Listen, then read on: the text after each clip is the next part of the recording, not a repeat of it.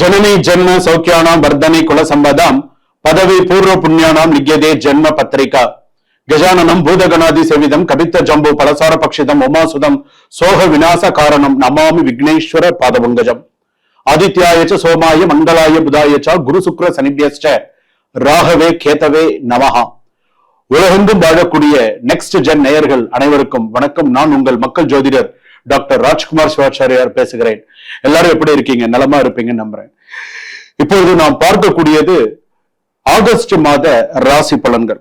ஒவ்வொரு மாதத்திற்குமே நமக்கு ராசி பலன்கள், ஒவ்வொரு மாசத்துக்குமே நமக்கு என்னென்ன நடக்கும், எப்படி நடக்கும் அப்படிங்கிறது நமக்கு சில விஷயங்கள் நமக்கே புரியாத புதிதாக இருக்கும். சில விஷயங்கள் அதுல பாத்தீங்கன்னா எல்லா ராசிக்குமே ஒரே மாதிரி இருக்காது. அதை மட்டும் ஞாபகம் வச்சுக்கோங்க. நமக்கு இந்த ராசிக்கு சொல்றது அடுத்த ராசிக்கு அப்படி இருக்குமோ, இந்த ராசிக்கு இப்படி இருக்குமோ அப்படிங்கிற மாதிரியே கிடையாது. ஒரே மாதிரியே இருக்காது. ஒரு ராசி வீண் வார்த்தையால் குடும்பத்தில் சண்டை வரும் ஒரு ராசிக்கு.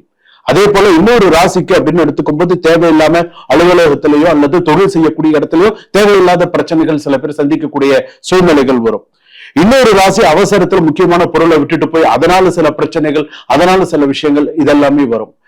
இப்படி ஒவ்வொரு ராசிக்குமே பாத்தீங்கன்னா ஒவ்வொரு விதமான பலன்களை நான் பார்க்கக்கூடிய சூழ்நிலைகள் வரும். அதே போல யாரோ ஒருத்தர் செஞ்ச தப்ப நீங்க போய் தலையிட்டு அதுல போய் மாட்டிக்கொள்ளுறீங்களா? யாரோ ஒரு தப்பு, எங்கேயோ ஒரு தப்பு நடக்கிறது, அதை நீங்களா போய் மாட்டிட்டீங்கன்னு வச்சுக்கோங்களேன். அதுல இருந்து வெளியில தலையெடுக்கிறது ரொம்ப கஷ்டம். சோ இந்த மாதிரியான விஷயங்கள்லாம் இருக்கு. இந்த ஆகஸ்ட் மாசம் இன்னும் என்னென்னலாம் நடக்க போறது அப்படிங்கிறத நீங்க கடைசி வரைக்கும் வீடியோவை ஸ்கிப் பண்ணாம பாருங்க. அப்பதான் கடைசி வரைக்கும் ஒரு ராசிக்கு என்னென்ன சொல்லியிருக்காங்க, ஒரு ராசிக்கு என்னென்ன விஷயங்கள் வந்திருக்கு அப்படிங்கிறது உங்களுக்கு தெரியும். வாங்க வீடியோக்குள்ள போலாம். வீடியோ கடைசி வரைக்கும் ஸ்கிப் பண்ணாம பாருங்க. வாங்க மேஷ ராசியில இருந்து போவோம். மகர ராசி நேயர்களே, பொறுமையை ரொம்ப சோதிப்பாங்க. ஆனா ஒரு விஷயம் என்னன்னா, இப்ப நீங்க எடுக்கக்கூடிய சரியான நேரத்தில் எடுக்கும் முடிவு வாழ்க்கையின் திசையை மாற்றும். சோ இதை ஞாபகம் வச்சுக்கோங்க. குடும்பத்துல உங்கள் பொறுப்புகள் அதிகரிக்கும். முன்னாடி மாதிரி கிடையாது. இனிமேல் ஒரு படி கூட தான் பொறுப்புகள் இருக்கும். சோ எல்லாத்தையும் நீங்க கம்பைன் பண்ணி எல்லாத்தையும் அனுசரிச்சுதான் போகணும். சோ அந்த மாதிரி இருக்கு. உங்கள் அமைதியை தவறாக புரிந்து கொள்ளாமல் பார்த்து கொள்ளுங்கள். சோ இது உங்களுடைய சைலன்ஸ் எல்லாம் எப்படி இருக்கும்னு சொன்னா it's not to miss understood. அந்த மாதிரி போயிடக்கூடாது. சோ எது எப்படி இருக்கணும் அப்படிங்கறத கொஞ்சம் கரெக்டா கொண்டு போகும். ஃபேமிலியில பொறுத்த அளவுக்கு கணவன் மனைவி ஒற்றுமை, சில விஷயங்கள் பேசி தீர்க்கக்கூடியது. பட்ஜெட் போட்டு நீங்க எல்லாம் இருக்கிறவங்க, நீங்க எல்லாம் பட்ஜெட் போட்டு கரெக்டா இந்த மாசம் இந்த செலவு இருக்கு, கணவன் மனைவி இந்த மாசத்துல இந்த செலவு இருக்கு, இந்த மாசம். ஏன்னா மகர ராசி பொறுத்த அளவுக்கு மேக்சிமம் எப்படி இருப்பாங்கன்னு சொன்னா ரெண்டு விஷயம் இருக்கும். ஒண்ணு பாத்தீங்கன்னா கணவன் மனைவி ரெண்டு பேருமே வேலைக்கு போகக்கூடியவர்களாக தான் இருப்பார்கள் மேக்சிமம். குழந்தைகள்லாம் ஸ்கூல் விட்டு அப்படியே கொஞ்சம் ஹரிபரியான வாழ்க்கையா தான் இருக்கும். சில பேருக்கு பாத்தீங்க அப்படின்னு சொன்னா கணவர் வேலைக்கு போவாங்க, மனைவி பிசினஸ் பண்ணக்கூடிய சூழ்நிலைகள் இருக்கும். அந்த பிசினஸ்க்குள்ள சப்போர்ட்ஸ் எதிர்பார்ப்பாங்க. சோ அந்த மாதிரியான சில விஷயங்கள்லாமும் இருக்கும். சோ இதெல்லாம் கொஞ்சம் கரெக்டா பார்த்து குடும்பத்துல எதுவாக இருந்தாலும் டிரான்ஸ்பரண்டா பேசி எந்த ஒரு விஷயமாக இருந்தாலும் கரெக்டா முடிவு எடுத்து போனீங்க அப்படின்னு சொன்னா நல்லது. இந்த மாசத்துல வெகு தூர பயணங்களை எல்லாம் தள்ளி போடுங்க.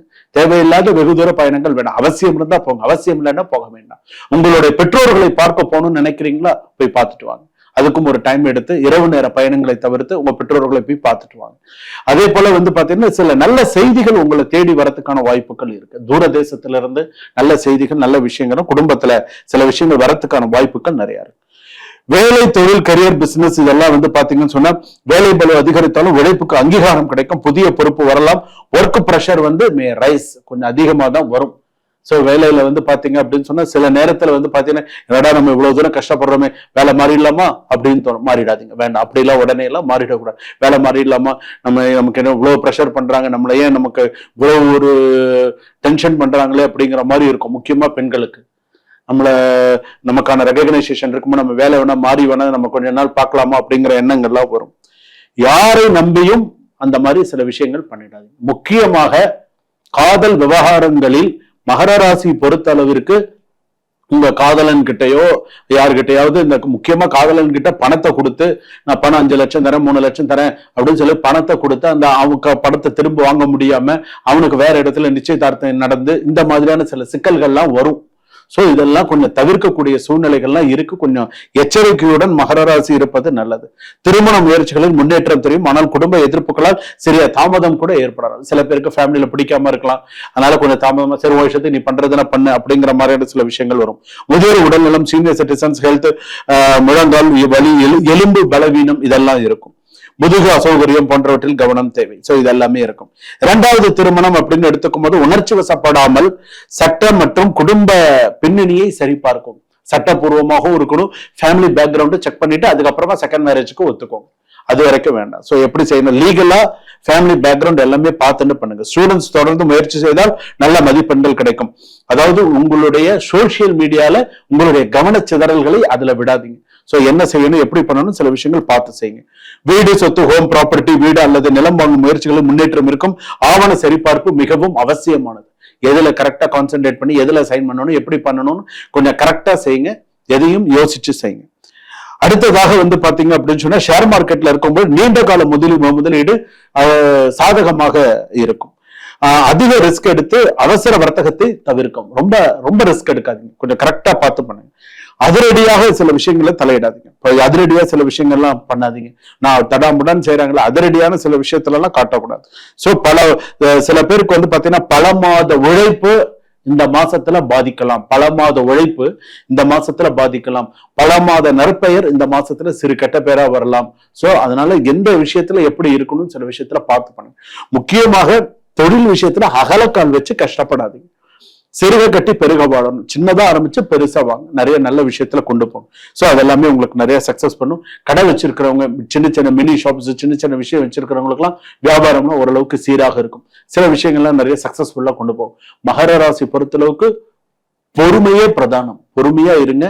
அதே நேரத்துல அதை சோதிப்பதற்கான விஷயங்களும் வரும். நீங்க எந்த அளவுக்கு எச்சரிக்கையா கரெக்டா இருக்கீங்கன்றது மிக முக்கியமானது. சுபம். இதுவரையில் நாம் பார்த்தது பொதுவான ராசி பலன்கள், 12 ராசிக்கான பொதுவான ராசி பலன்கள். இதுல ஒரு பெரிய விஷயம் என்ன தெரியுமா, உண்மையிலேயே சொல்றேன், இந்த உலகத்துல இருக்கக்கூடிய இந்த சேனல், இந்த காணொலி பார்க்கக்கூடிய அத்தனை பேரும் என்னிடம் நேரடியாக சொல்லுவது என்ன தெரியுமா, சுவாமி நீங்க சொல்லக்கூடியது, குருஜி நீங்க சொல்லக்கூடியது 100% எனக்கு அப்படியே சரியா இருக்கு. என் வாழ்க்கையில நடக்கிறத தத்ரூபமா படம் எடுத்து நீங்க சொல்லிட்டீங்க அப்படின்னு சொல்லுவாங்க.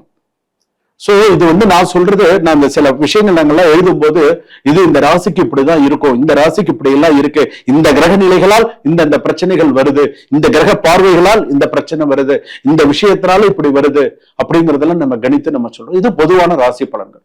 உங்களுடைய சுய ஜாதகத்தை நீங்கள் ஒரு முறை பரிசோதித்துக் கொள்ள வேண்டும். எப்படி இருக்கு ஜாதகம், எப்படி இருக்கு, இப்ப என்ன தசா புக்தி நடக்கிறது, அந்த தசை நமக்கு நல்ல தசையா இல்ல தசா புக்தி எப்படி இருக்கு, லக்னம் எப்படி, லக்னாதிபதி எப்படி, ராசி எப்படி, ராசிநாதன் எப்படி, எல்லாமே நீங்க தெரிஞ்சுக்கணும். முழுமையாக நீங்கள் தெரிந்து கொள்ள வேண்டும். இதற்கு நீங்க ஒரு 20 நிமிஷம் ஸ்பெண்ட் பண்ணி கீழே டிஸ்கிரிப்ஷன்ல நம்பர் இருக்கு, நம்ம இதுல நீங்க டிஸ்கிரிப்ஷன்ல நம்பர் இருக்கு, நீங்க ஜாதகம் பார்த்துக்கலாம். ஜாதகம் அதே போல பாத்தீங்கன்னா எண் கணிதம் பார்த்துக்கலாம், வாஸ்து பார்த்துக்கலாம், பிரஷ்னம் பார்த்துக்கலாம். பிரஷ்னம்ல 5 விதமான பிரஷ்னம் நீங்க பார்க்கலாம். தற்கால பிரஷ்னம் பார்க்கலாம், தாம்பூல பிரச்சனம் பார்க்கலாம், தீப தாம்பூல பிரச்சனம் பார்க்கலாம், அஷ்டமங்கல பிரச்சனம் பார்க்கலாம், தேவ பிரச்சனம் பார்க்கலாம். சோ பிரச்சனம் எல்லாமே நம்ம பார்க்கிறோம். அதே போல பாத்தீங்க அப்படின்னா உங்களுக்கு ஏதாவது முக்கியமான தேவைகள், ஒரு எந்திரங்கள், சுவாமி சம்பந்தப்பட்ட எந்திரங்களாக இருக்கட்டும், உங்கள் ராசிக்கான ஒரிஜினாலிட்டியா இருக்கக்கூடிய உங்களுக்கு அந்த ராசி கற்களாக இருக்கட்டும், எந்த ஒரு விஷயமாக இருந்தாலும் டிஸ்கிரிப்ஷன்ல நம்பர் இருக்கு.